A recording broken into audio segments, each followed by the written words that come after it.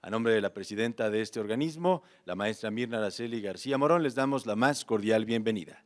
Comenzaremos este evento con la participación del jefe supremo del pueblo náhuatl de San Mateo Atenco, Marcos González, quien hará el ritual tradicional de bienvenida. Levantamos nuestras manos.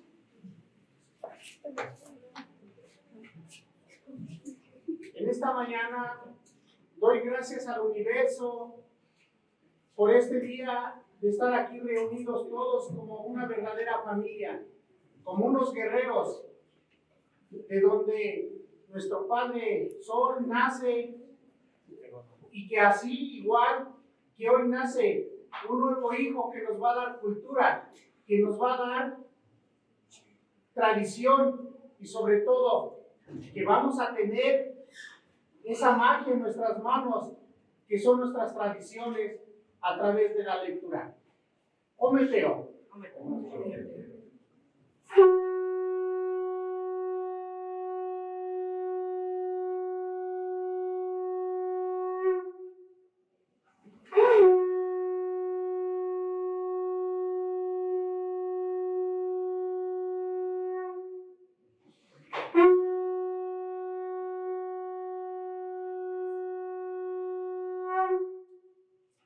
Giramos hacia la izquierda hasta ponernos al lado poniente. Hoy agradecemos también hacia el lado poniente, el lugar donde se oculta el sol, lugar que siempre nos da el descanso para que nosotros podamos tener al otro día la energía y el conocimiento que va a hacer una energía en nuestra mente, en nuestras manos, y hoy le damos gracias a este rumbo.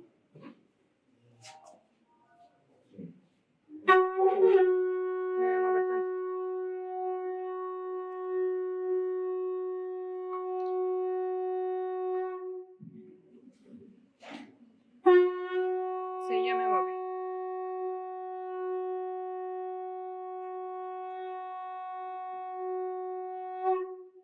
Giramos a la izquierda hasta llegar al lado del norte.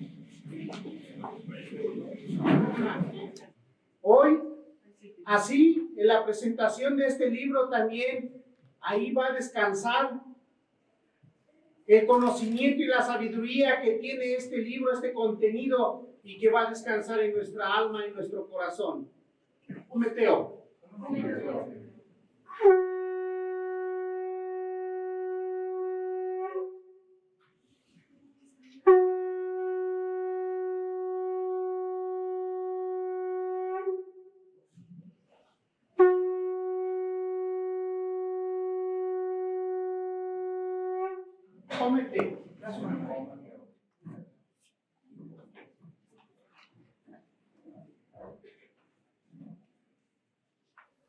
Comenzamos con la presentación del libro Tradiciones y Costumbres Mazahuas en Villa Victoria.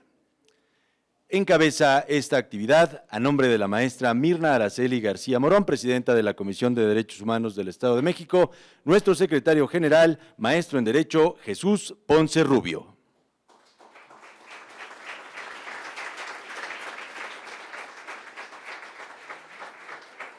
Nos acompaña la directora de Capacitación, Promoción y Vinculación de Derechos Humanos, maestra Mariana Sánchez Garay.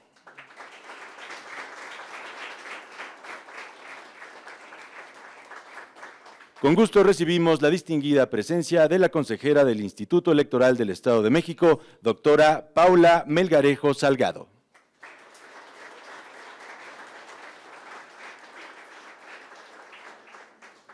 Nos acompaña también Simón Paulino Escamilla, integrante del Consejo Ciudadano para la Prevención y Eliminación de la Discriminación.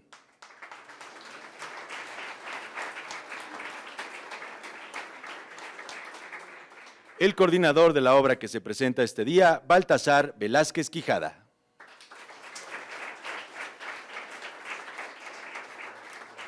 Y los coautores de esta obra, Diana González Rebollo,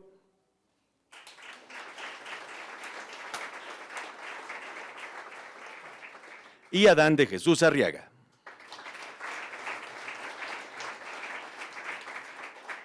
Gracias también por su presencia al presidente del Consejo Ciudadano para la Prevención y Eliminación de la Discriminación, Hugo Mauricio García Olivares.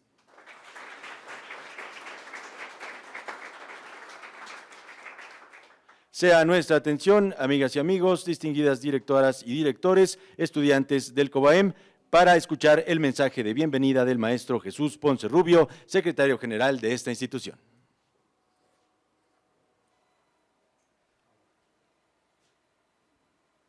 Muy buenos días a todas las personas que nos acompañan a este gran evento. En representación de la presidenta de esta Comisión de Derechos Humanos del Estado de México, la maestra Mirna Araceli García Morón, y en mi calidad de secretario general de este organismo, permítanme expresarles mi agradecimiento por su asistencia y particularmente a Baltasar Velázquez Quijada, a Simón Paulino Escamilla, a Diana González Rebollo y a Adán de Jesús Arriaga, que son coautores del libro Tradiciones y Costumbres Mazaguas en Villa Victoria. A nuestros invitados que hoy nos acompañan, como la consejera Paula Melcarejo, a nuestra consejera Erika de la Cruz Mariano, al presidente del Consejo de Discriminación, amigo Hugo, a nuestra directora Mariana Sánchez Garay, a nuestras queridas compañeras Marilyn y Lía, que son del Departamento de Pueblos Originarios de esta comisión, así como al personal docente y alumnos del Colegio de Bachilleres del Estado de México, a todos nuestros compañeros de esta comisión, así como a las personas que nos acompañan de manera virtual a través de nuestras redes sociales. Gracias por su presencia en este evento que se realiza en el marco del Día Internacional de los Pueblos Indígenas y que tiene como objetivo visibilizar los derechos de este grupo, reconociéndoles en su diversidad, lenguas, costumbres, tradiciones y expresiones culturales. Históricamente, los pueblos originarios han sufrido discriminación estructural, racismo y exclusión, derivado principalmente de conductas, prejuicios y concepciones sobre el origen étnico, los rasgos culturales o el color de piel, lo que ha traído secuelas de pobreza, desigualdad, vulneración a sus derechos humanos e injusticia en la vida de millones de personas. De acuerdo con datos estadísticos de la encuesta interseccional del INEGI de 2015, el 37% de las personas de habla indígena señalan que no se respetan sus derechos. Asimismo, el 24% señala que no se respetan sus derechos por su acento al hablar o por su forma de vestir. En relación con el tema de educación, según el Censo de Población y Vivienda del año 2021, actualmente en México y el promedio de escolaridad de población hablante de lengua indígena es del 6.2%. Lo que equivale a una primaria completa. En relación a la población indígena es de 10 puntos. Por otra parte, otros datos oficiales muestran que el 69.5% de la población indígena se encuentra en situación de pobreza, en contraste con el 39% de la población no indígena que se encuentra en esta situación. Estos datos demuestran la injustificable vulneración de sus derechos humanos. Es por ello que en esta Casa de la Dignidad y las Libertades estamos convencidos que superar la discriminación étnica racial es parte fundamental para la construcción de una sociedad incluyente, equitativa, diversa e igualitaria. Y que la magnitud de esta tarea implica, antes que todo, el reconocimiento de los pueblos indígenas por su invaluable contribución al mundo, como la pluralidad y diversidad cultural de la sociedad. La visibilización de los pueblos indígenas a través de los diferentes medios, entre ellos la producción literaria educativa, atestiguan y dan cuenta de su riqueza cultural y patrimonio. Materialmente inmaterial de este grupo, es por ello que este órgano defensor celebra esta actividad que sin duda refuerza nuestro compromiso a través de la protección de los derechos individuales y colectivos de los pueblos indígenas. Por ejemplo, la medicina tradicional, la lengua y cultura, la cosmovisión, las costumbres, tradiciones, gastronomía y la vestimenta, por señalar algunos.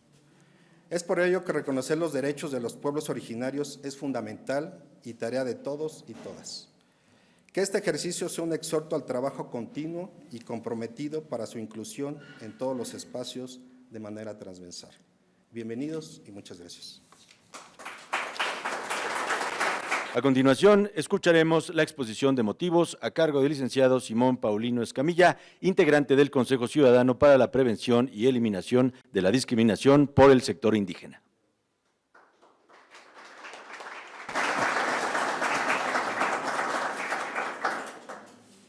Soy Mazahua, estoy hecho de esta tierra, de este aire, del agua y del sol. Soy un sobreviviente de mis antepasados, al que han heredado una cultura. Extracto del poema Soy Mazahua, del autor Julio Garduño Cervantes. Kimiku, Kimikuarma, Hasiku, Hasikuada. Buen día a todas, todos, todes. Con el permiso del gran dador de vida, con el permiso de sus rostros y corazones. Muchas gracias por su asistencia. Agradezco la presencia de nuestras personalidades que nos engalanan en este día. Saludo con respeto a Maestro Jesús Ponce Rubio, secretario general y representante personal de la maestra Mirna García Morón, presidente de la Comisión de Derechos Humanos del Estado de México. Muchas gracias por su apoyo y por abrirle las puertas a los pueblos originarios. Saludo también con agrado a la maestra Mariana Sánchez Garay, directora de Capacitación, Promoción y Vinculación en Derechos Humanos. Muchas gracias también por su respaldo. Agradecer el apoyo de la licenciada Marilyn Ramón Medellín, jefa del Departamento de Mujeres y Pueblos Originarios, a quien también reconocemos su esfuerzo para esta actividad. Por supuesto, también saludo a mi hermana Mazahua, licenciada Erika de la Cruz Mariano, integrante del Consejo Consultivo del Sector Indígena. Me es grato también contar con la presencia de Marcos González Segura, jefe supremo del pueblo náhuatl. Muchas gracias, hermano, por tu presencia. También nos acompaña Marco Antonio Ruiz, presidente del Consejo de la Unificación de los Pueblos Indígenas del Estado de México. Muchas gracias por su presencia, hermano. A la doctora Paula Melgarejo Salgado, consejera del Instituto Electoral del Estado de México, muchas gracias por su presencia. Agradecemos también la presencia de la licenciada Raquel Mirna Pérez Ortega en representación de la licenciada Miriam Olivares Aguilar, encargada de la Oficina de Representación de INPI, Estado de México. Por supuesto, también a mi hermano director de Asuntos Indígenas de Almoloya de Juárez, Brandon Aguilar. Se encuentra también con nosotros a mi hermano Pablo Morales, que es el representante indígena ante el Ayuntamiento de Almoloya de Juárez.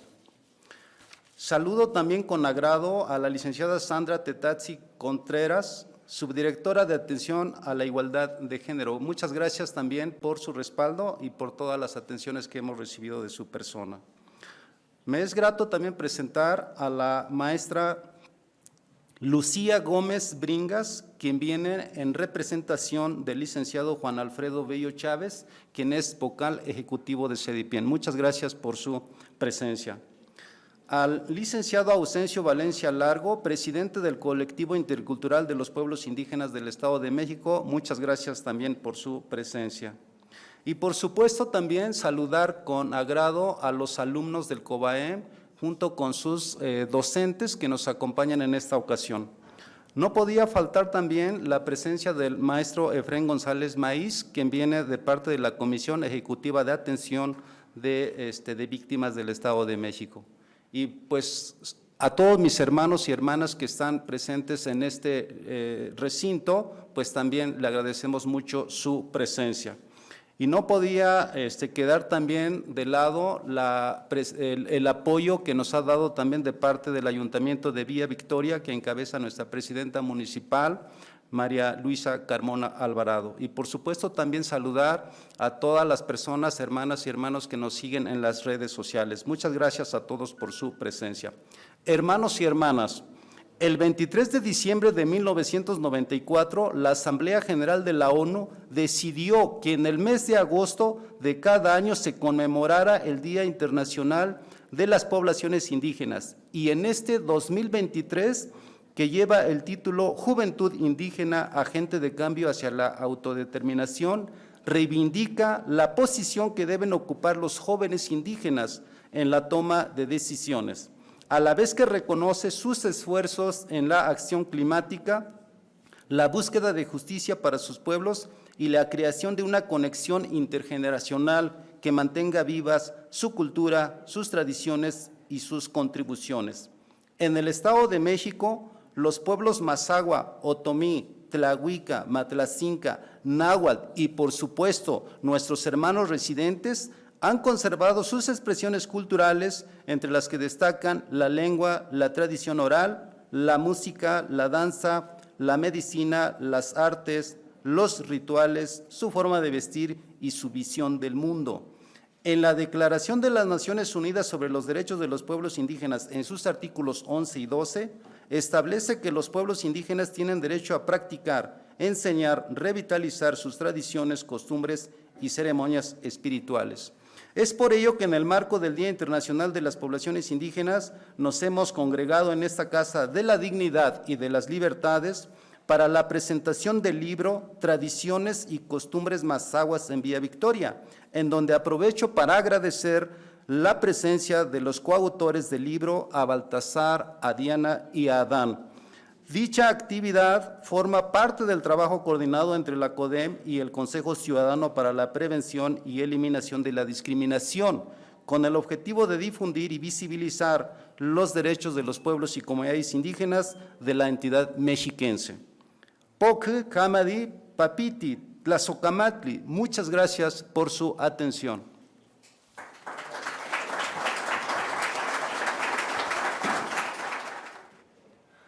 Muy buenos días, mi nombre es Baltasar Velázquez Quijada, soy cronista, escribo crónica. Algunas veces he sido cronista del ayuntamiento, otras veces pues no, pero seguimos escribiendo crónica. Soy cronista y pertenezco a la MECROM. Muchísimas gracias por estar aquí, al jefe supremo, a los amigos del Morelia de Juárez, a quienes encabezan esta parte del gobierno en los derechos humanos. Gracias por estar aquí con nosotros. Por cuestiones de tiempo voy a ahorrarme algunos aspectos. Gracias a los jóvenes, a los alumnos que están aquí, de veras se me pasa. Ustedes son muy importantes para mí porque yo empecé a escribir justamente cuando estaba como ustedes, estando en Conalep, estudiando para profesional técnico. Empecé a escribir y 20 años después convertí mi tesis en un libro que me lo publicaron a todo color. De ahí que es bien importante que ustedes estén porque desde aquí es donde nace el interés por la escritura, por nuestras costumbres, nuestras tradiciones. Bueno, muchísimas gracias. Quiero decirles que en 1995, estando yo en el Congreso del Estado de México, en Cámara de Diputados, era jefe de un área ahí. Fui el primero que empezó a grabar las sesiones del Congreso del Estado de México de la 50 y después la 51 legislatura. Y después lo hizo mi hermano, que por cierto está aquí. Llegó por primera vez un diputado de la zona Mazahua, don Jaime Solís de la Luz, y me pidió un día, dice, oye, ¿cuándo tienes chance de que me acompañes a uno de los convivios que nosotros a una boda Mazahua? Dice, soy padrino. Digo, no, pues dígame cuándo y yo asisto con gusto. Y sí, dice, nomás que yo te necesito 3 días. Y yo le digo, 3 días, pero pues, ¿por qué? Bueno, pues, si en mi pueblo las fiestas duran un día. Dijo, no, allá te necesito 3 días porque el primer día es en la casa de la novia, el segundo en la casa del novio y el tercero en la casa de los padres. Y bueno, pues órale. Nos alistamos, fue la ceremonia, me voy a borrar esto, lo de la ceremonia religiosa, recuerdo que ese día fue ahí en una entrada, en una comunidad de la presa, en Villa Victoria, de donde son los Rangeles, en el Espinal de los hermanos Rangeles, y ahí fue la ceremonia religiosa, estuvo pues nutrida. Cuando salieron los novios, el mariachi tocó pues novia mía, mi querida esposa y todo esto, ¿no? Me quiero ahorrar esto, aunque era emocionante platicarles, pero por cuestiones de tiempo. Me voy a ir a lo más importante, a la segunda parte, el segundo ritual. Me dice don Jaime, ¿sabes qué, amigo? Pues avánzale. Agarré mi carro y me dice, tú te vas a detener donde algo te va a llamar la atención, me dice. Y sí, agarré rumbo a Suchitepec, porque Suchitepec está dividido en muchos barrios, son como, antes eran 9, no sé cuántos sean hoy, pero Suchitepec es la comunidad Mazahua más grande que tiene Villa Victoria. Y sí, ciertamente avancé como unos 5 kilómetros y de pronto veo un arco arreglado con flores, bueno, con ramas de árboles, flores, confeti, en fin, todo lo que se le pone a un arco. Ya me detuve mi carro, fui, me paré, preparé mi equipo, iba grabando yo. Y empezaron a salir, ya estaba el papá de la novia, ya estaba esperando ahí. Y se acomodaron del lado de la parte de adentro, o sea, lo que es el interior, y en el exterior, bueno, llegaron los novios, llegaron los papás del novio, los padrinos. Ya el jefe de la casa ya le había pedido a quienes le ayudaban ahí, a su esposa, a sus hijas, ya tenían el sahumero listo con los ingredientes, lo encendieron, le agregaron el copal y empezó el acto de lo que es el sahumerio. El sahumero es el aparato, el sahumerio es el acto de impregnar, bañar de humo, y que es lo que es, lo que es la consagración, lo que conocemos. El jefe de la casa con el sahumero los bañó y los levantó al cielo, así como ahorita vieron el ritual. Y yo lo único que entendí ese día fue palecito. Le decían al padre, al sol, palecito. Y vieron exactamente lo que hizo el hermano ahorita. Se hace el ritual donde le pide, bueno, pues por la nueva unión familiar, le pide, bueno, Señor, hoy que mi hija, porque ahí era el papá de la muchacha, se ha unido a este muchacho, bueno, pues bendícelos, socórrelos, y así lo hacen con el espíritu de los 4 vientos, al que se dirigen hacia cada uno de los puntos cardinales, y bendicen la unión. Después, bueno, ya le son colgados conejos, los panes de conejos, tan tradicionales en la cultura mazahua, y avanzan hacia adentro. Se da ese ritual, y pues uno que nunca ha vivido esto, bueno, pues se queda emocionado porque es algo que nunca ves. Y yo avancé para meterme hacia el salón donde iba a ser la comida. No, ellos se van directamente a la cocina. Para esto, previamente, los padrinos les habían entregado unas servilletas y les entregan una cera en la cual no tocan ellos, nunca las tocan. Va protegida la cera y la llevan ya.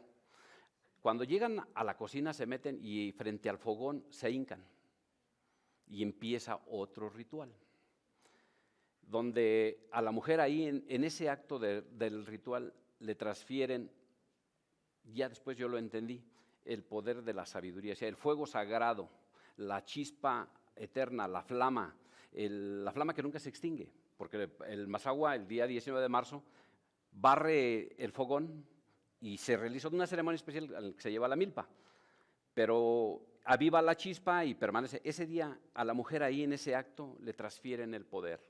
A partir de ese día le dicen, tú a partir de hoy eres la mujer que se va a encargar de este hogar. De ti depende de que esta chispa no se apague, no se extinga. A ti como hombre, bueno, te toca aportar los recursos, pero a ti como mujer, tú eres la parte más importante.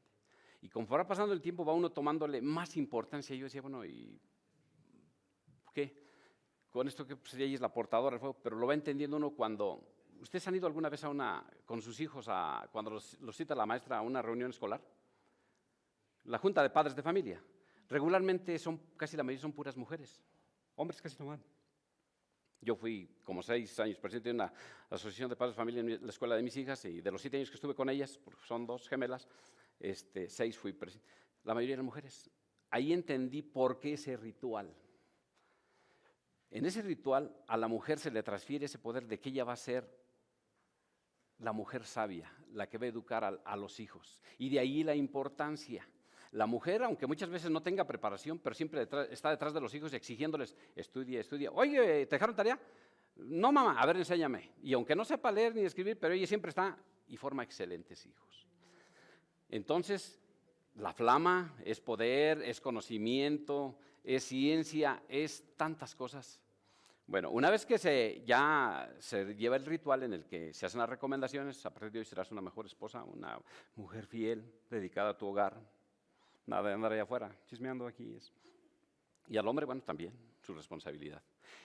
Por ello es lo importante de por qué la mujer siempre está detrás de los hijos, porque ella es la figura más importante. Es el fuego sagrado, es el conocimiento.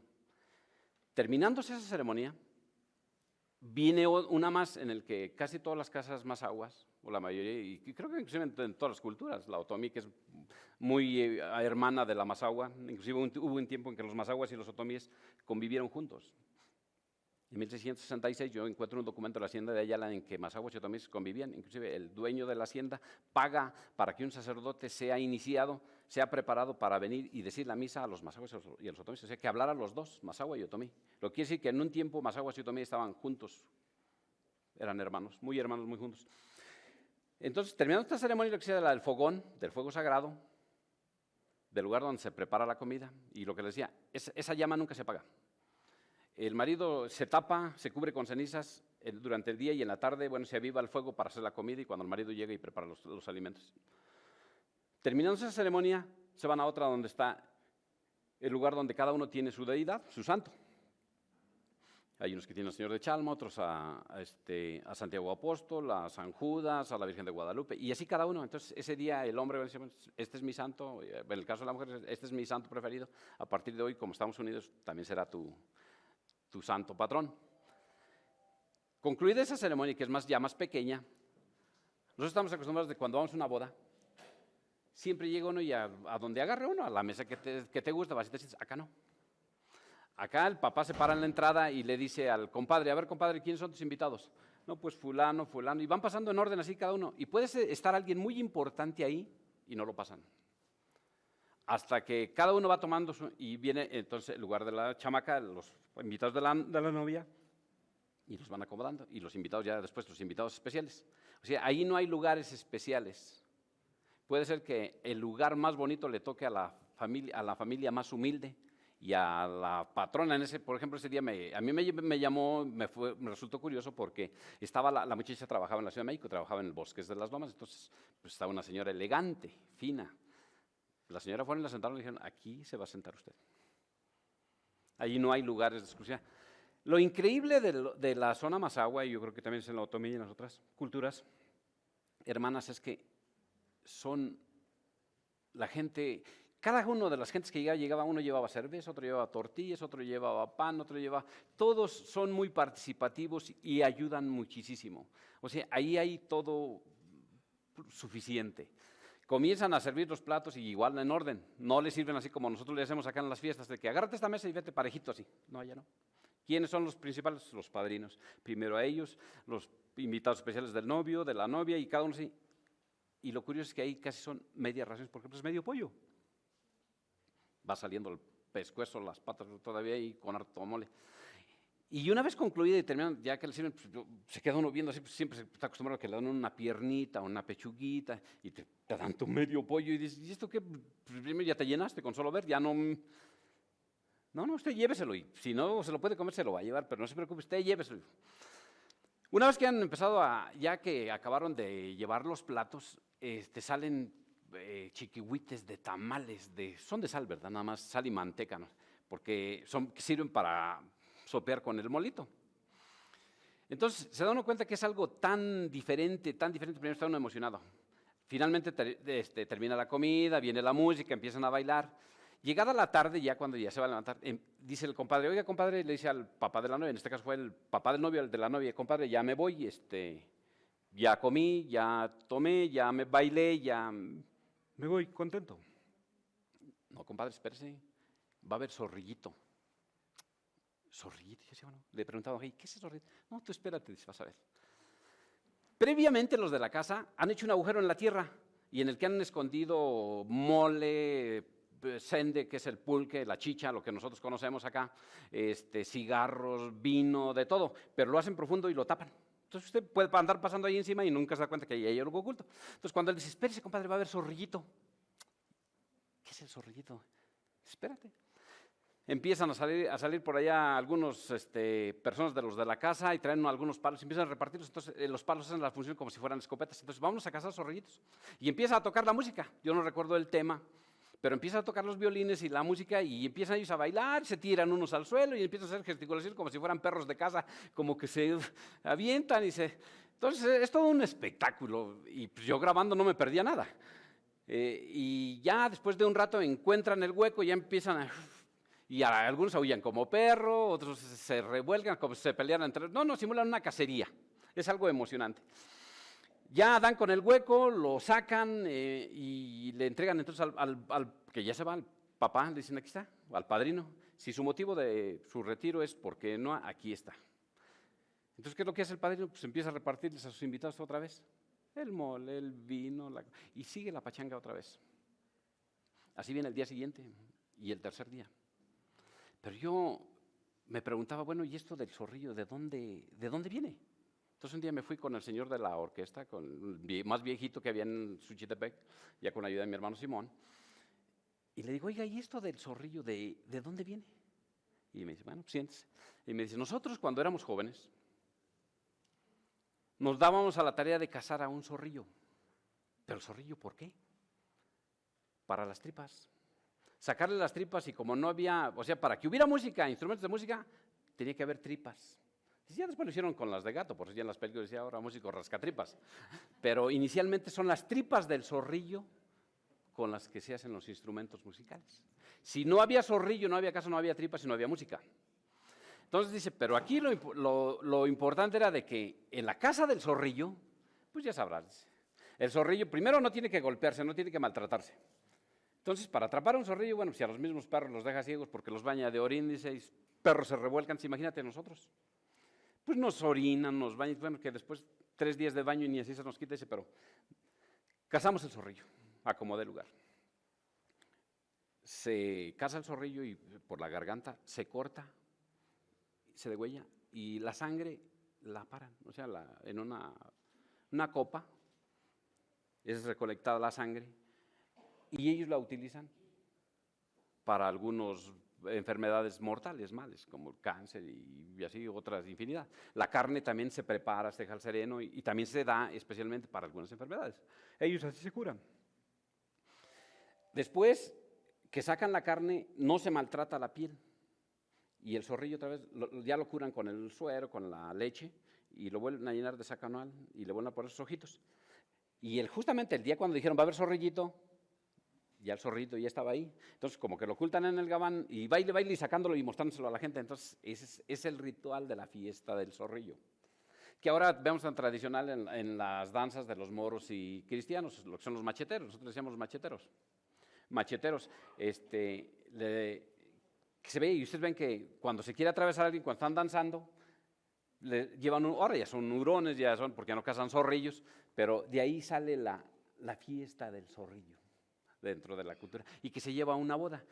Ahora ya se han mezclado, porque pues, como ya nos hemos unido matlacincas con mazaguas o matlacincas con otomíes, pues inclusive ya hasta el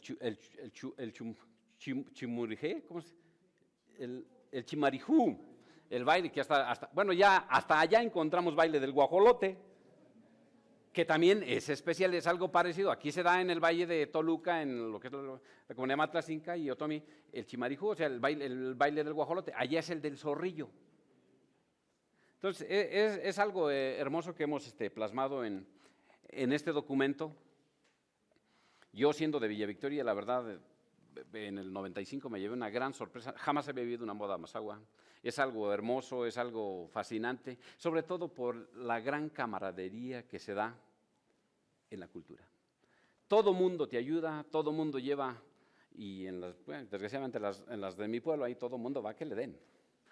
No, allá ellos, todo mundo lleva. Es algo fascinante. Muchísimas gracias por su atención.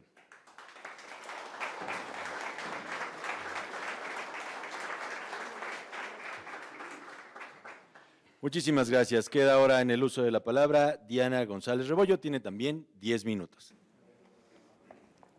Muchas gracias a todos. El capítulo 4 de esta obra se centra en un rasgo característico de la cultura mazahua, que es la vestimenta. Y empieza siendo un preámbulo cultural para contextualizar y tratar de entender un aspecto importante que me llamó mucho la atención y quisiera resaltar, que es el hecho de que está implícito en el nombre. La región que actualmente ocupa parte de Villa Victoria, Villa de Allende, Donato Guerra, en época prehispánica se conocía como Malacatepec, haciendo referencia al uso del malacate, un instrumento para hilar, lo que quiere decir que el hecho textil está implícito dentro de la cultura. En esta región no se hila algodón ni ixtle, se hila lana. Ahí podemos ver nosotros la importancia y el cuidado que ellos dan a los animales domésticos, ¿verdad? Para aprovechar todo, la carne, todo, incluso la lana, al pasar por el proceso que es desde la esquila, la lavada, la carda y la hilada. Entonces me pareció importante destacar este hecho que en el nombre está implícito el uso del textil. Bueno, entonces el mencionar que a lo largo del tiempo sí ha sufrido un cambio el vestuario, y esto sobre todo es por dos aspectos importantes. Uno es por los materiales, que ahora hay una diversidad de materiales con los que se puede trabajar y anteriormente no, y otras son las técnicas, ¿verdad?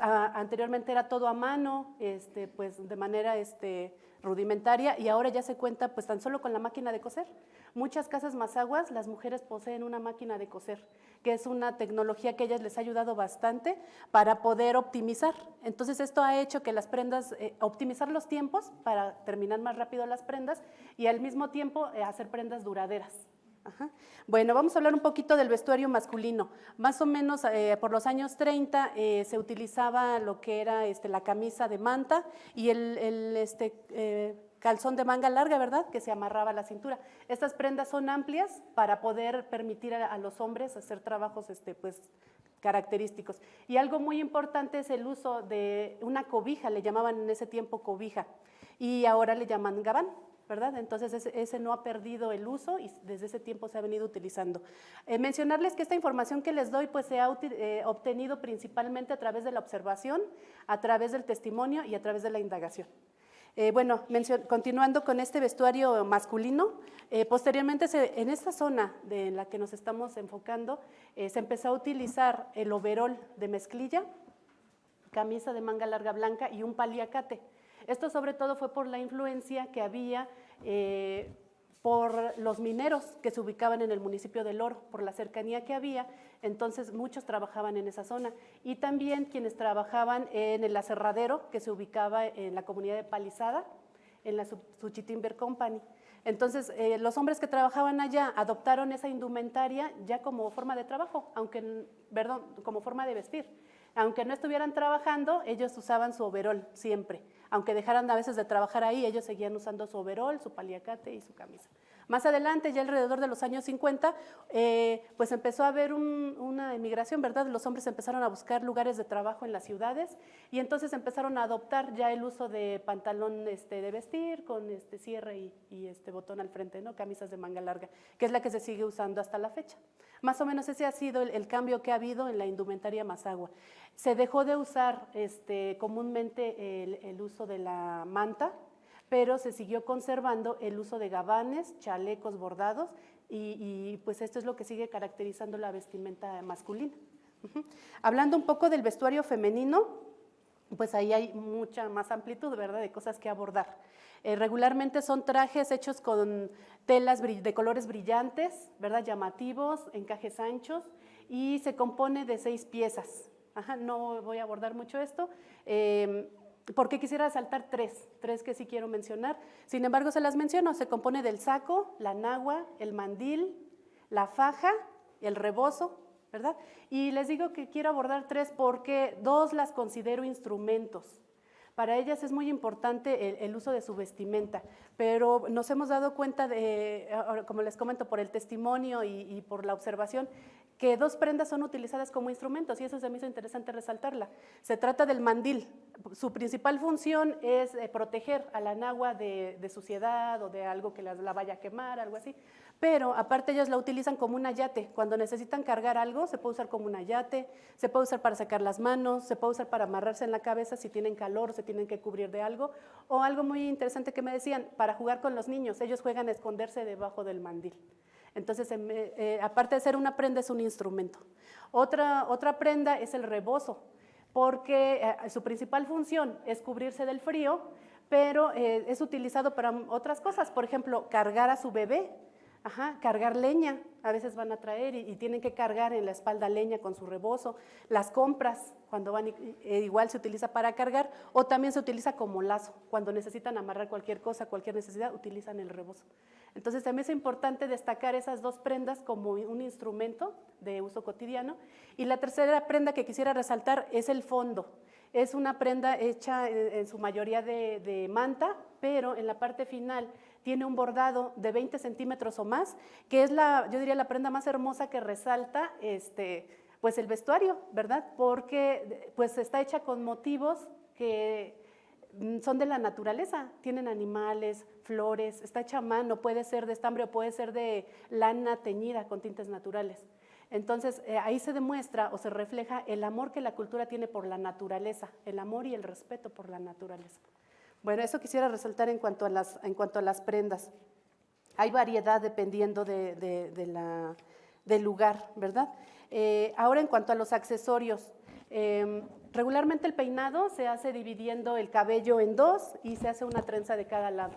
Cuando ya está hecha la trenza, entonces se adorna y se colocan pasadores, lo más que se pueda llenar la cabeza de pasadores, no importa el color, el modelo, el tipo, la cosa es que luzcan todos los pasadores.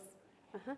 Y pues esto es algo característico de ahí, ¿verdad? Yo les preguntaba si había alguna característica que identificara a las solteras y a las casadas, como en otras culturas pasa. Y ellas me decían que actualmente no, pero anteriormente había un accesorio que se llamaba barej, no sé si a lo mejor lo identifican, que eran unas borlas de estambre que se colgaban igual en las trenzas en la parte de atrás. Si estaban abajo de la cintura significaba que era soltera, si estaban arriba de la cintura es que era casada. Ajá. Se me hizo interesante también considerar este aspecto. Otro aspecto en cuanto a los accesorios, se llama soguilla, es un conjunto de collares alrededor del cuello, más o menos 20 o 30 collares de chaquirón de manera revuelta. Ahí yo también pensaba, cuando me los enseñaron, yo los empezaba a acomodar y me dijo, no, así son. Entonces van revueltos, van así como desparpajados. Esas son las soguillas, ajá, y no importa el color, no importa el tamaño, ese se tiene que lucir. Los aretes son grandes, les gusta mucho lucir los aretes grandes, algunas conservan desde la antigüedad. La situación económica no les permitía adquirir aretes a veces caros, pero del municipio del Oro habían comerciantes que les acercaban aretes. No era de ese material, la mayoría era de alpaca o de latón, pero ellas hasta la fecha siguen conservando esos aretes y los aprecian bastante, ¿verdad? Que son desde esa época. Bueno, y pues a grandes rasgos es lo que puedo comentarles sobre la vestimenta, destacar esos rasgos. Actualmente ha habido una combinación de prendas actuales con prendas tradicionales. Lo vemos, por ejemplo, en Villa Victoria, recientemente lo vi en la comunidad de Los Remedios Uchitepec. Ahora se utiliza una falda de vestir normal, pero en la parte de abajo el fondo. Y me llamó mucho la atención, porque dije, yo no había visto de esa manera, ¿verdad? Pero ahora se ha utilizado eso, como lo hacemos, ¿no? Vestir algo actual, pero combinado con una prenda tradicional. Bueno, pues les agradezco mucho y buenos son los aspectos que puedo resaltar. Muchas gracias.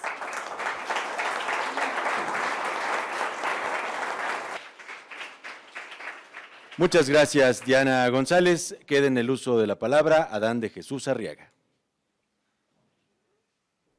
Adentrando a este tema, me doy cuenta en el transcurrir de la investigación que totalmente es un mundo mágico. ¿Por qué? Porque tienen desde reglas, desde valores, desde comportamientos y obviamente tienen una organización social, es decir, tienen toda una institución. Pero que a pesar de estos grupos indígenas o grupos étnicos, han luchado a través del tiempo con la llamada globalización y la modernidad. Pero a pesar de todo eso, aún siguen vivas y siguen fomentando sus costumbres y tradiciones, generación tras generación. Quiero prácticamente en esta participación, es una reflexión. Quiero decirles que a pesar que el pueblo mazahua nos dimos cuenta que tiene una multiculturalidad que se manifiesta de diferentes maneras. ¿Para qué? Para que ellos crean una identidad. Todos creamos una identidad de acuerdo, ya sea la cultura otomí, matlacinca, todos nos identificamos, hasta ser mexicanos en el extranjero tenemos una identidad. Ser mazahua es tener cultura pura, que está lleno de significados, de color, de magia, de poesía, de música, de ritos, pero también de llantos.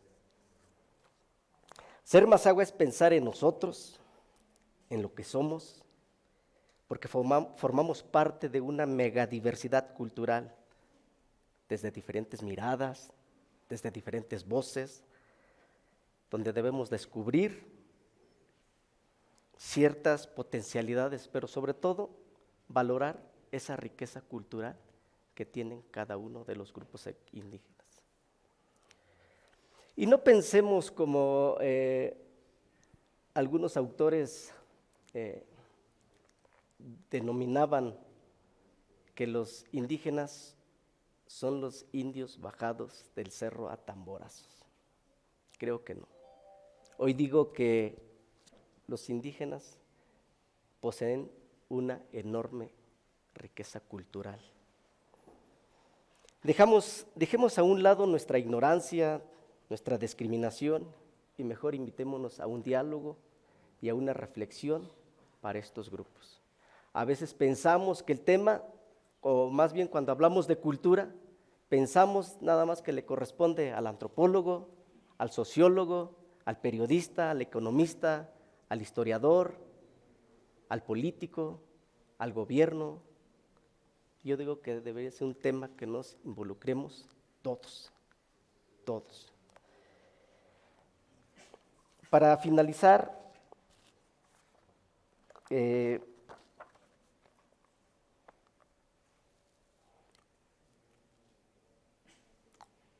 pues esta cultura yo considero en este apartado en donde yo participo, como lo decían los compañeros, desde la vestimenta, desde la gastronomía, desde su lengua,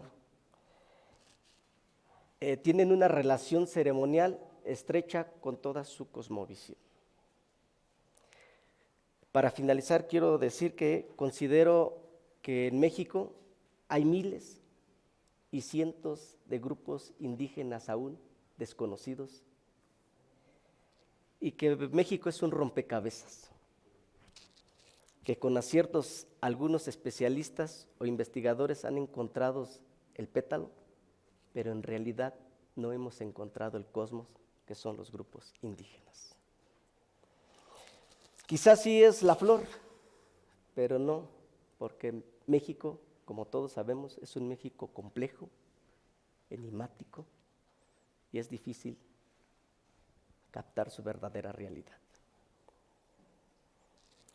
Los que nos dedicamos a la investigación cultural, hemos dado quizás algunas pinceladas. Hemos descubierto estrellas, pero aún no hemos encontrado realmente los rasgos, la raíz. Y para finalizar, quiero felicitar a todos la Comisión de Derechos Humanos por brindarnos este espacio y a los compañeros. Muchas gracias.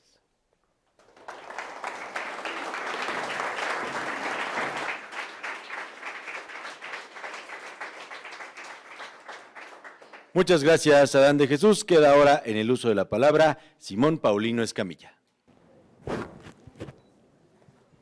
Pues voy a ser muy breve ya por cuestiones de tiempo. Sin embargo, quiero agradecer la presencia de mi hermano Antonio González Gutiérrez, quien es el gobernador nacional indígena. Bienvenido, hermano.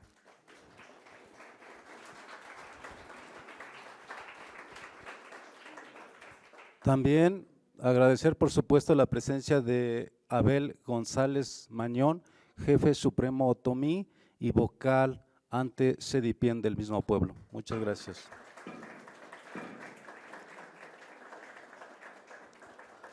Muy bien. Nuestro municipio de Villa Victoria, antes de ser precisamente Villa Victoria, su primer nombre que llevó fue Dayuñiñi, que en lengua mazahua significa pueblo nuevo. Después fue Merced de las Llaves y finalmente en la categoría de villa, pues en honor a Guadalupe Victoria, Villa Victoria. Se conforma por 128 comunidades, de acuerdo con el bando del 2023. De esas se reconocen 26 localidades indígenas, pero solamente se tomó como variable la lengua para determinar que efectivamente esas comunidades dieran esa categoría, pero son más de 50. Eso quiere decir que pues hay muchas situaciones que se comparten de los 13 municipios que se reconocen de acuerdo con la Ley de Cultura y Derechos Indígenas del Estado de México. Son 13 municipios del Estado de México más el municipio de Zitácuaro del Estado de Michoacán, que compartimos precisamente esta región del pueblo Mazahua.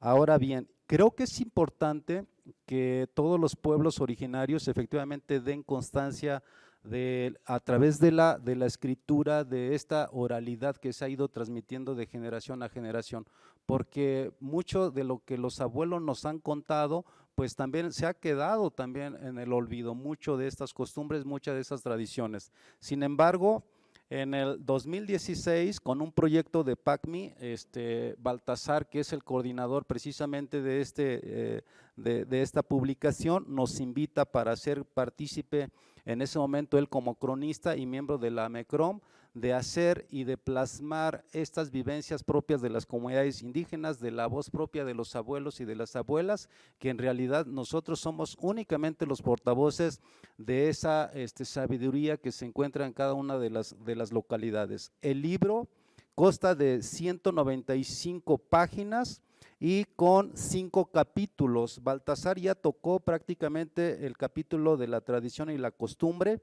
el proceso matrimonial, que es el capítulo 2 a cargo de Adán, los valores comunitarios a cargo de su servidor, la vestimenta mazahua de nuestra hermana Diana y por supuesto el capítulo 5 acerca de las artesanías mazahuas.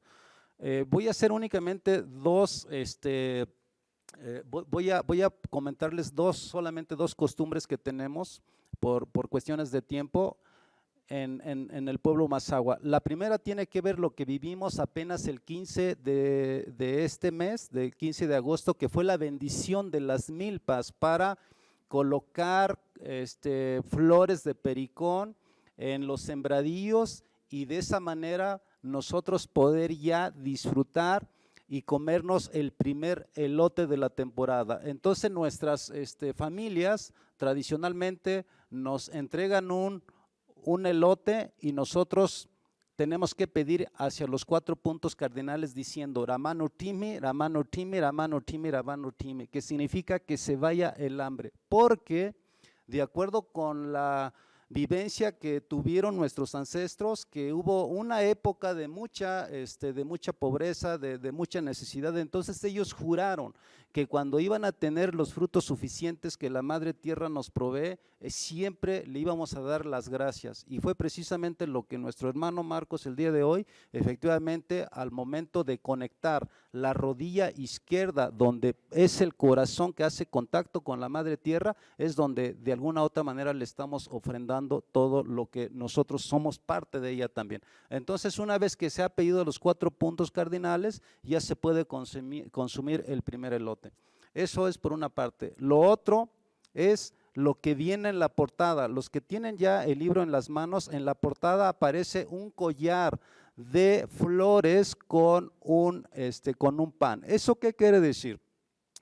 Cuando hay una visita de las distintas autoridades que nosotros lo identificamos como autoridades institucionales, siempre hacemos ese recibimiento en donde es la forma de mantener el círculo, la colectividad, el trabajo mutuo, el trabajo colectivo entre autoridades, entre comunidad, para que podamos caminar conjuntamente. Los pueblos indígenas son un aliado de las políticas públicas que se toman precisamente en las diversas instituciones gubernamentales. Entonces, por ello, el collar simboliza ese trabajo colectivo, ese trabajo conjunto. Puede ser con flores propios de la región, propio de la época, pero también hemos visto que otros hermanos también utilizan semillas, también utilizan frutos y utilizan otros complementos que pueden hacer su rosario. el pan, que simboliza precisamente el alimento que se comparte al término de una jornada colectiva. Puede ser un trabajo de foste, de faena, en donde los hombres que tienen, vamos a decir, la capacidad de hacer a lo mejor un trabajo rudo, entonces ellos hacen esa actividad, después llegan las mujeres, llegan los niños con los alimentos y bueno, finalmente se comparten todos con los presentes. ¿Y por qué de conejo? Porque es un animal, para empezar, endémico del lugar, y además viene aquí sobre la cacería de los conejos en el mes de abril, marzo-abril, que es en Semana Santa, y en Pueblo Nuevo, por ejemplo, San Antonio, Pueblo Nuevo, municipio de San José Rincón, que también hay Mazaguas, ellos en vez de decir vamos a buscar el zorrillo, ellos también dicen vamos a buscar el conejo. Entonces es otra forma también de compartir lo que han enterrado ahí en una boda mazagua. Bueno, pues los invitamos entonces a que ustedes puedan disfrutar de lo que contiene este libro.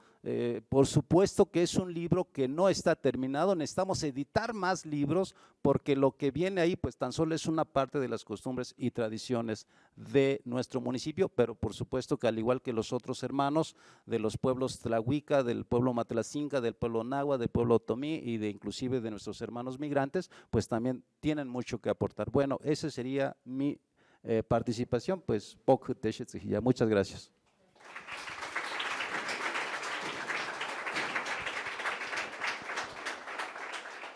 Muchas gracias, señor Simón Paulino. Ahora, si alguien tiene alguna pregunta para nuestros ponentes, el espacio está abierto.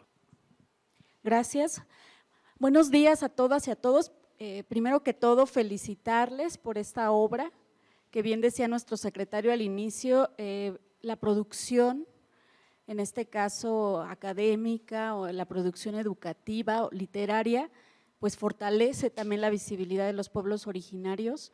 Y también me llama la atención, ¿no?, el hecho de, ustedes son pertenecientes al municipio, también quisiera saber si se asumen como personas indígenas y cuál sería también ahí la tarea a realizar por los pueblos para poder seguir generando conocimientos, ¿no?, desde sus propias visiones, reconociéndonos también como parte de esa posibilidad de producir y no solamente de ser objetos a lo mejor como de estudio, ¿no? Eso me gustaría que pudieran profundizar.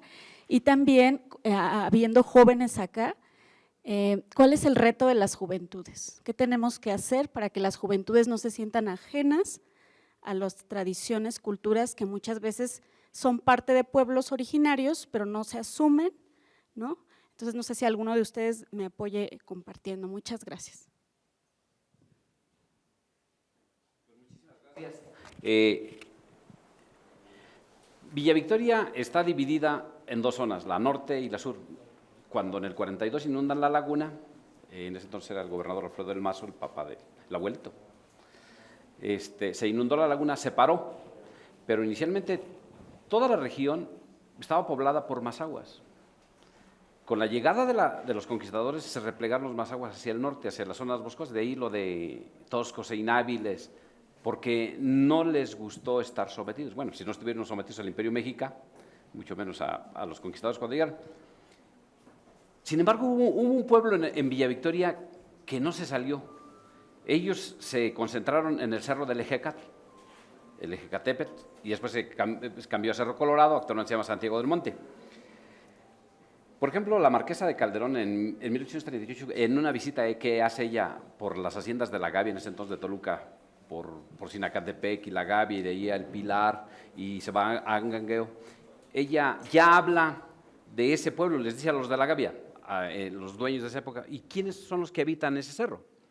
Y ellos dicen, sí, son unos indios que no quisieron salirse, o sea, estuvieron rodeados, pero no salieron.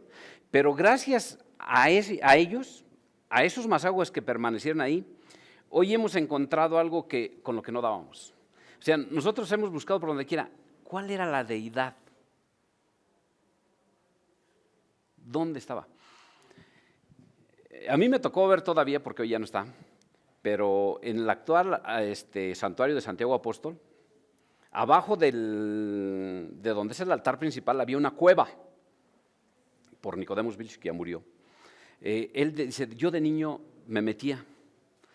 Y ellos tenían un adoratorio debajo del santuario y había una cabeza de serpiente. Hasta la fecha está la cabeza de la serpiente. Entonces fueron adoradores del Ejecatl, en la deidad de Quetzalcóatl. Entonces sí hay deidad. Por eso, curiosamente, si recorre uno Ixtapan del Oro, encuentras cabeza de serpiente. Te vas a Valle de Bravo, no recuerdo cómo se llama, hacia la parte poniente, donde está el cerro que desgajaron, encontraron cabezas de serpiente. Entonces sí tuvimos deidad, pero la perdimos. Actualmente en Santiago del Monte, por ejemplo, detrás del santuario, que hoy lo increíble es por qué va gente desde Temoaya.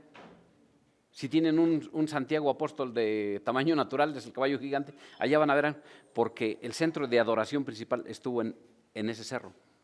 Ahí estaba la deidad. Y por eso nos resulta curioso por qué de acá van hasta allá. ¿Por qué teniendo Temoaya va tanto jinete a caballo el día 25 de julio a Santiago del Monte, a Villa Victoria? Y ahí es donde nos encontramos, porque ahí era el centro de adoración.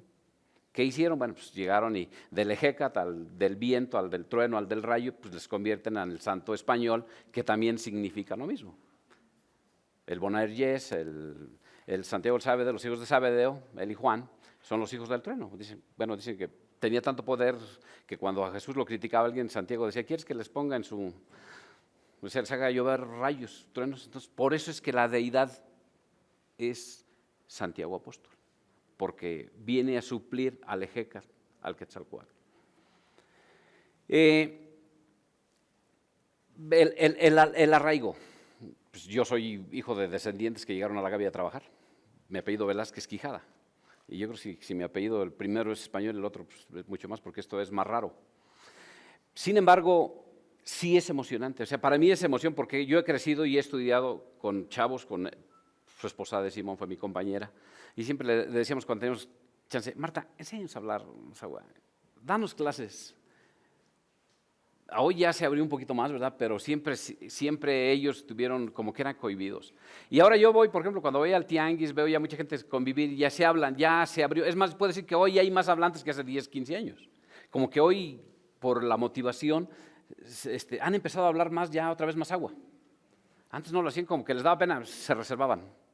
Pero sí es emocionante. Yo les decía al mensaje para los chavitos.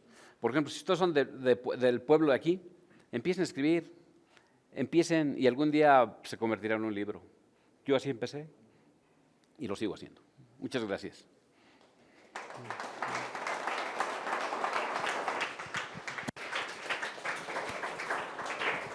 Si puedo agregar algo a lo que comenta don Balta en cuanto a lo que comentaba la compañera. Bueno, en mi caso no soy de origen Mazahua, pero llegué a vivir ahí hace muchos años de niña, y pues el convivir dentro de la cultura me hace sentir parte, ¿verdad? Yo puedo vivir dentro de ahí, yo conozco, me gusta todo lo que nos rodea. Entonces, por eso es que es este interés. Preguntaba la compañera sobre los retos de la juventud, o qué se puede proponer para las situaciones que actualmente se viven. Sí es algo preocupante cuando uno le pregunta a los mayores, ¿por qué no le enseñaron a sus hijos a hablar Mazahua? La respuesta que me dan es, eso ya no sirve. Y las situaciones que me dicen, precisamente comentaba el secretario en sus palabras, han sido víctimas de discriminación, de racismo, y eso ha hecho que los papás no quieran que lo mismo les pase a sus hijos. Así es que hubo un tiempo, como comenta don Balta, dejaron de enseñar y ya no querían que hablaran, ya no promovieron. Ahora lo que pasa es que hay muchos hijos entre 30 y 60 años que ya no hablan, lo entienden, porque sí escuchan a sus papás, pero ya no lo hablan.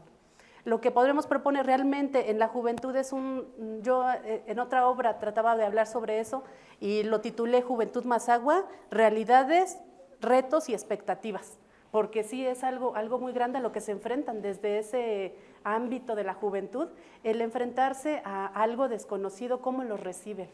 Algo que yo tal vez pudiera fomentar son dos cosas, la identidad, un originario Mazahua debe de amar, respetar su identidad. Ese es el otro punto, el respeto ajeno a la cultura y el que me respeten a mí.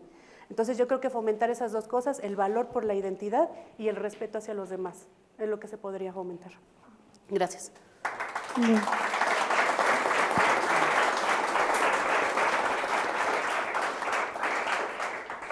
Yasmaji Teshe Yorikari Iván y Chusgolía Heri Pepi Govaca, Comisión de Derechos Humanos del Estado de México. Si eran Besto Ñago Ñato, Ñegrobubuna traductor en Gekwa Teshe Tsuhin, Deri Erhi, Hanwaka Mariñago Ñato, Beosto. Bueno, vamos primero a agradecerles a todos ustedes por su infinita presencia. Creo que es un día de mucho aprendizaje, jóvenes. Es un día en el que se está visibilizando a través de este material didáctico eso que se establece en la Ley de Derechos Lingüísticos y la Ley de Derechos Culturales. ¿Saben? Ninguna lengua es superior a otras, van en horizontalidad, y esto, como lo comenta la licenciada, forma parte de también recuperar nuestra identidad. Digo porque yo me asumo como una mujer ñato, yo soy mazahua, pero ¿y los demás? ¿No? ¿Qué significa pues, traer a lo mejor mi cabello suelto? ¿Qué significa que traiga una pulsera o que traiga un paliacate que con la punta hacia arriba, con la punta hacia abajo? ¿Qué significa el que yo pueda hablar mi lengua? ¿Qué significa cómo pensar y cómo entender las distintas situaciones que acontecen a mi alrededor? Porque cuando nosotros nos empezamos a conocer, ¿no? Y empezamos a identificar rasgos particularmente y de nuestra identidad, somos más fuertes. Es como una cobija que nos protege. Yo así defino los derechos humanos a mi consideración desde mi punto de vista como mujer mazahua, como una cobija que te protege y que te lleva a donde quiera que tú quieras llegar, sabiendo en dónde inician los derechos humanos de la otra persona. ¿Saben? Entonces, pues yo quiero felicitar este tipo de materiales y de actividades, esta Casa de la Dignidad que se permite abrir las puertas para visibilizarlos, porque no solamente es para nosotros los que nos asumimos y autodescribimos como indígenas, también es para los otros, porque no sabemos respetar a veces las distintas manifestaciones que existen, ¿no? A veces nos da risa. Está bien, bueno, a lo mejor no comparto, pero quiero explicar que esa risa, esa mirada, distintos factores que a veces no consideramos, sí nos van marcando, sí nos van pesando, sí suenan, porque es como que te digan que esa ropa que tú traes no se ve bien, no me gusta. Estamos en este sentido a veces de querer homogeneizar sin ni siquiera respetar esta diversidad que existe y que es realmente maravillosa, asombrosa y que nos da fortaleza para poder lograr todo lo que nosotros queramos lograr. Porque hinapunge rinegok shirika hinapunge bepiakan ungekwa yotziti bumasot kunahashira era. Ojalá que sigan realizando todos estos tipos de materiales y que los buenos compañeros, compañeras que logren adquirir algo de lo que ustedes están proporcionando, porque eso es algo cierto, no todos van a valorar ese esfuerzo que ustedes hacen, muchos otros sí lo vamos a hacer, ¿no? Y los pueblos indígenas, yo como una de las guardianas de la lengua ñato, a nombre de mi comunidad les agradezco muchísimo y vamos a darles difusión, pero también agradeciendo a esta Casa de la Dignidad que hoy se permite abrir este espacio para ustedes y que bueno, de la cual también formamos parte. Muchísimas gracias. Pokhinapunk. Gracias.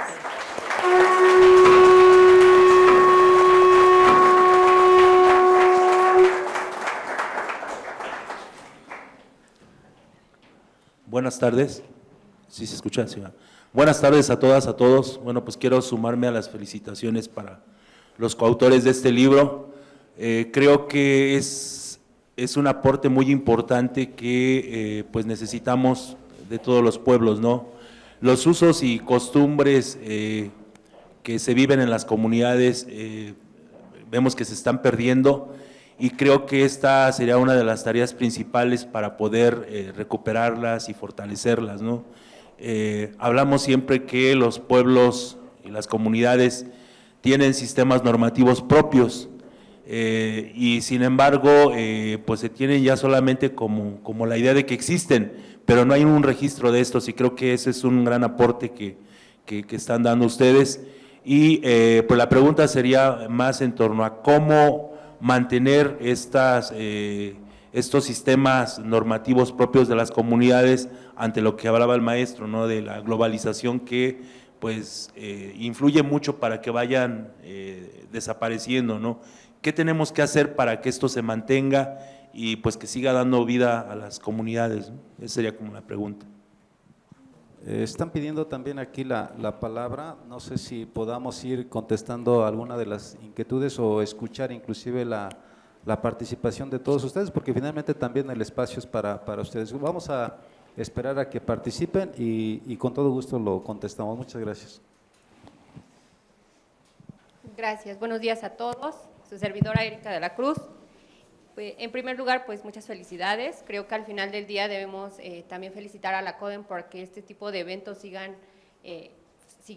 sigan presentando y sobre todo, como lo mencionaba hace un momento Mari, que se siga visibilizando, porque al final del día cada tarea que se haga en favor de los derechos de los pueblos originarios, creo que es importante, y que estemos presentes en instituciones de este tipo y de este índole, es sumamente interesante, porque al final del día no simplemente estamos como especulando que existimos o que probablemente estamos allá en la lejanía. Yo siempre, mi lema o como mi principal aportación a esto es que nosotros como instituciones vayamos a las comunidades, que fue algo que al final del día ustedes hicieron, ¿no? Dicen, yo no soy de la comunidad, pero pues tengo que ir a conocer qué está pasando. Esa quizá también sería una de mis primeras preguntas al licenciado Baltasar. ¿Cuál fue la finalidad de realizar su libro? ¿Por qué lo hizo? ¿Qué fue lo que lo motivó? Ya me dijo, bueno, yo fui a la boda Mazahua y conocí esto y me generó esa duda. Pero más allá de la duda y como de lo asombrado que estaba, ¿cuál fue la finalidad? ¿Para qué lo hizo? Y en general a los compañeros, ¿cuáles son los retos? Que ya hace rato hablábamos de los retos de las juventudes, pero en general, ¿cuál es el reto de la comunidad Mazahua? Porque hace rato, sin querer como tener un contrapunto, pero decíamos, se ha fomentado y se ha aumentado el número de hablantes. Yo considero que no. Soy de la comunidad también, soy del municipio de Villa Victoria, soy de la zona norte, y creo que de manera personal no soy hablante nata, no soy nativa. ¿Por qué? Porque justo lo mencionaba, ¿no? Y en mi comunidad somos considerados aún mazahuas, pero yo creo que somos el 5%, bueno, son el 5% de las generaciones ya grandes las que aún hablan la lengua o el idioma, pero generaciones como es en mi caso ya no, y de hecho es muy triste decirlo, pero en mi comunidad se ha estado perdiendo hasta la vestimenta. Entonces, creo que tenemos un gran reto en ese aspecto y saber ustedes, más allá de ir a estudiar a la comunidad, cuál fue su aporte, qué es lo que ustedes ven para la comunidad, qué es lo que ustedes quieren para la comunidad y qué más han hecho a raíz de eso que fueron a conocer, donde más han presentado ese tipo de trabajos, ¿no? Porque al final del día es eso, pero al final del día les agradezco, mis felicitaciones, porque creo que han hecho un trabajo muy importante. Y nuevamente a la CODEM, a nuestra presidenta, gracias por abrir este tipo de espacios, gracias a los jóvenes que están aquí, porque probablemente las juventudes muchas veces dicen que somos apáticos, pero en realidad no, somos jóvenes que en muchas ocasiones no tenemos o no sabemos que existen otro tipo de conocimientos, cultura, ¿no? En mi caso me pasó, yo decía, sí, soy mazahua, pero cuando venía INEGI a la casa de mis papás y decían, es que no hablas mazahua, entonces no eres mazahua. Y yo decía, oye, ¿cómo? Pues si mi mamá prende el fogón, si mi mamá hace muchas cosas. Entonces, desde ahí podemos, esto ayuda para fortalecer que nuestra identidad siga al pie, y lo decía el compañero, ¿no? Nuestra identidad nace desde el corazón. Entonces, muchas gracias y pues, enhorabuena. Gracias.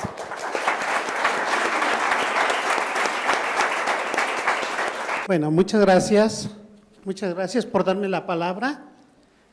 Quiero reconocer su trabajo arduo que han realizado ustedes para las comunidades indígenas.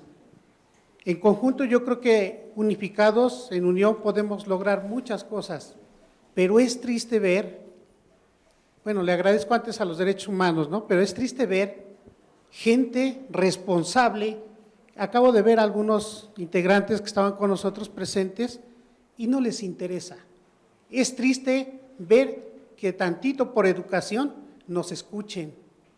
Por eso no llega la información como tiene que llegar a cada uno de los municipios y que reconozca, como dice mi hermanita, se dé a difundir la difusión cultural de nuestros hermanos indígenas. Hay representantes indígenas que trabajan para su propio molino y tampoco lo dan a reconocer. Ellos quieren enriquecerse con nuestra propia cultura. Por eso es que hemos sido así tratados uno por uno y no tenemos respeto hacia nuestra cultura. Yo de verdad agradezco mucho a ustedes el tiempo y el valor que se toman en escribir un libro. Su servidor está por editar y ya viene en camino un hijo más para que tengamos esa cosmovisión en cada uno de nuestros municipios, pero que también nuestras autoridades se involucren, porque muchas veces no nos dan el espacio. Y tan es así que no nos dan el espacio que tenemos gobernadores, tenemos jefes supremos, tenemos… Eso de verdad que a veces ni vale, porque no se dedican a difundir nuestra cultura, se dedican a difundir política, y eso no es cultura. Entonces, de verdad que yo les agradezco a ustedes y que en cada un lugar que nos paremos nos respeten, que nos escuchen. Si no, esto no va a servir de nada. Nuestra lucha titánica, nuestros jefes supremos, difundimos la cultura. Hacemos eventos, hoy vamos a hacer un evento el 5 de septiembre, el Día Internacional de la Mujer Indígena. Y esto no es político, los esperamos en San Miguel Ameyalco, están totalmente ustedes invitados, a todos mis jefes supremos, los espera mi hermano, mi presidente del Consejo Supremo por la unificación de los pueblos indígenas en el municipio de Lerma, Ameyalco, y esto no es político, es cultura, y cuando es cultura, vale, y tienes dignidad y tienes amor por lo que haces. Miak Tlazo Camati.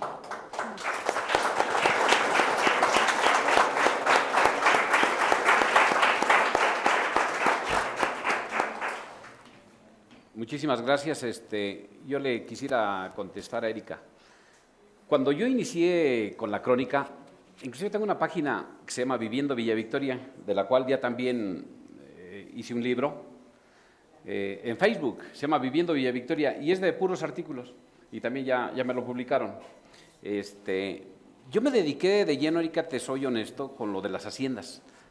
Mi interés más grande era las haciendas que se crean, porque hubo haciendas importantes. La Gavia, que ya no está dentro de nuestro rango, que es de Almoloya, pero sí estaba la del hospital, la de Sitio de Ánimas, Ayala y Suchitepec, que fue la madre de las haciendas de ese lado y que seguirá siendo. Bueno, tanto fue así que la dueña era la dueña de en el Ciudad de México, de la quinta, la famosa, ahora que es esta parada del metro, la quinta Sofía, quinta Eugenia. Ella era la dueña de la hacienda de Suchitepec, fundada por 1546 con documentos por Diego de Ayala, y después él se la vende a otro capitán que viene de España, no recuerdo ahorita el apellido, pero vende y funda Ayala, y Ayala son 4 generaciones, 3 de un mismo Diego, por eso es que curiosamente Ayala, 3 Diegos, de 1580 que funda la primera hasta 1720 que muere, y ya sus hijos Miguel y Agustín ya cambiaron de nombre, se llama Miguel y Agustín, pero hubo 3 Diegos. Mi inquietud fue por las haciendas, y yo encontraba a Simón y a Dani y me decían, ¿por qué no escribes del pueblo Mazahua? Y yo les decía, bueno, ¿y qué escribo? Si lo único que he oído ha sido la boda. Pues metámonos, pero participen conmigo, vamos a escribir. Y ahorita, por ejemplo, fue lo que sea, es la punta, porque profundamente existe demasiado. Hace un rato esta niña hermosa lo decía, hasta el pelo. ¿Por qué el pelo dejarlo así? O sea, todo es muy profundo. Yo les decía, a mí cuando yo vi el ritual ese del fogón, a mí me emociona porque cuando uno ha leído el velo de Isis, cuando se casa Julia Elconia con Marco Gelvidio y cuando les dicen a partir de hoy, por los dioses sagrados, tus dioses serán tus dioses, tus padres serán sus padres, tu familia será su familia, la comida será tu comida. O sea, ¿por qué la cultura griega es tan parecida? Lo que pasa que con la llegada a lo mejor de los españoles, bueno, perdimos nuestra identidad que iba más allá de, o sea, cósmica, o sea, lo que nos comunicaba de una cultura a otra. Pero sí hay muchas similitudes en lo que vivieron allá en esa época helénica y lo que se vive en la cultura mazahua. Entonces no estamos tan alejados. Que sí nos falta profundizar, yo lo que les decía hace un rato, en ver las deidades principales, porque no damos, pero poco a poco vamos hallando. O sea, y el amor, bueno, pues tiene que ir naciendo. Yo no sé si a lo mejor el destino de la vida, pero yo desde chiquito, es algo que no se me olvida y que también lo narro aquí, es el día de la Santa Cruz, que todo se va enlazando. Yo veía en el pueblo donde vivíamos nosotros, en el hospital, que el día 1 y 2 había peregrinaciones de gente cargando su huacal, y duraban 2, 3 días, y yo le decía a mis papás, ¿a dónde van los señores? Se aventaban 3, 4 días, camine y camine. Se venían de Valle de Bravo, de la iglesia donde está el Cristo Negro, Santa María Aguacatitlán o algo así se llama, en Valle de Bravo. Venían de Suchitepec y se concentraban todos en Santiago del Monte, lo que decía otra vez. Se congregaban en Santiago Apóstol, en el Cerro del Ejecat, y de ahí partían hacia la comunidad otomí del Cerro de la Santa Cruz. ¿Por qué juntarse en el cerro, hacer su ritual ahí y después en el cerro? Pero ¿por qué se hermanaban nuevamente otra vez la comunidad de Mazahua con la otomí? Vuelven a hermanarse en el Cerro de la Santa Cruz, hacen el ritual, concurso de los bailes y regresan. Hoy ya no lo hacen caminando, hoy ya tienen camionetas y ahora tienen buenas, ¿verdad? Porque las comunidades Mazahuas de Villa ahora creo que son las más ricas. Ahora tienen camionetones, pero siguen, o sea, no se ha perdido esa identidad y antes que desaparezca, pues tenemos que guardarla. Yo les decía, esos días precisamente cuando, pues yo recuerdo que en el 70, no había luz todavía en las comunidades, en los pueblos de Villa Victoria, se hacían las luminarias, el día del atole y de los tamales. Y veía uno que esas 2 noches, el día 2 y el día 3, se iluminaban los cerros, por donde quiera veías fogatas. Se iluminaba todo. Hoy creo que ya ni se hace. Y todo el mundo compartíamos el atolito, de casa en casa te ibas pidiendo, te daban tu atole y tus tamales, ¿no? Mataban el puerquito ese día para hacer los tamales de cabecita. Entonces, todo ese tipo de cosas se ha ido perdiendo, o sea, pero hoy ya las nuevas juventudes ya no lo saben. Y ya si los vas narrando, lo que dices, ¿qué tenemos que hacer? Pues nosotros, a quienes nos interese y los que estamos sobreviviendo a esto, pues guardarlo en un testimonio, o sea, escribirlo y mostrarlo en un documento y transmitirlo de generación en generación, porque a fin de cuentas, bueno, pues es nuestra misión, enseñar a aquellos que vienen después de nosotros. Gracias a ti.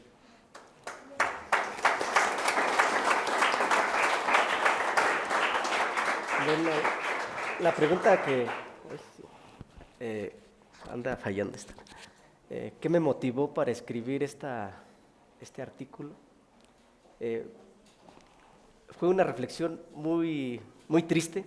Todos lo sabemos, que los que estamos en la zona norte de Villa Victoria, Baltasar lo sabe, Erika lo sabe. Hace años, cuando obviamente la cuna Mazahua, como la llamamos en Villa Victoria, mis papás y mis abuelos son Mazahua, puro, ¿no? Hablan la lengua, todo. Sin embargo, por circunstancias, mucha gente me pregunta, ¿y tú por qué no hablas Mazahua? Sencillo. En las comunidades hace años no había oportunidades o no había el servicio educativo. ¿Qué teníamos que hacer? Solamente había primaria. Me tocaba caminar 2 horas desde el pueblo hasta llegar hasta Santana Nietzsche en San Felipe del Progreso para terminar secundaria y preparatoria. Posteriormente, cuando eres joven, no ves esa discriminación, no ves esa modernidad, no ves todo lo que hoy platicamos. Cuando termino el bachillerato, mis ganas era seguir estudiando. ¿A dónde me voy? ¿Quién me va a apoyar? Sin embargo, gracias a un maestro que era Mazahua y era de San Felipe del Progreso, me abrió digamos, el panorama de decir, mira, las oportunidades son esto y esto. Y me ofrece, yo no conocía la Universidad Autónoma del Estado de México, y me dice, Adán, ve a esa universidad, tienes un buen promedio, te van a aceptar. Muchos teníamos el temor de que por ser de la zona rural, insertarnos digamos, a una ciudad ya como Toluca, pues iba a pasar todo lo contrario. Y sorpresa, fui aceptado. Al momento de estar en el aula, ves de diferentes jóvenes de diferentes lugares de la Ciudad de México, incluso me tocó en esa época jóvenes que venían de España, y te enfrentas a un reto muy grande que yo viví, el lenguaje. Sufres discriminación, sufres aislamiento por el simple hecho de no pertenecer a ese grupo. Sin embargo, los retos fueron cambiando. Y cuando presento el seminario de tesis, se me ocurrió hacer el proceso matrimonial, la norma y la práctica en los masaguas. El doctor que iba a ser mi asesor me dice, estás mal. Esto es para un antropólogo. ¿Cómo cree? Sí. Batallé mucho para armar una metodología. Dije, se puede hacer una metodología con base a la oralidad, con base a un sistema historiográfico, y sí lo puedo lograr.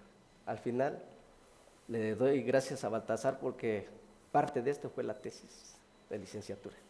¿Y cómo divulgo, cómo regreso a la comunidad? Porque obviamente tienes que dejar tu pueblo para venirte a adquirir conocimientos. ¿Cómo regreso al pueblo?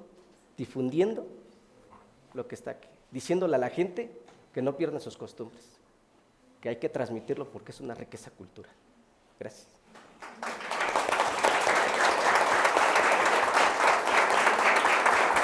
Muchísimas gracias, amigas y amigos. En función del tiempo destinado a este evento, vamos a pasar a la entrega de los reconocimientos. Antes, queremos despedir a todas las personas que nos hicieron favor de seguirnos a través de las redes sociales. Muchas gracias. No olviden suscribirse a nuestras diferentes plataformas y también mencionarles a todas y todos los presentes que muy amablemente los autores del libro han dejado algunos ejemplares de esta obra aquí disponibles en la mesa para quien quiera tomar uno y pues se los pueden firmar y todo, y también dejarán algunos otros para el acervo de esta comisión.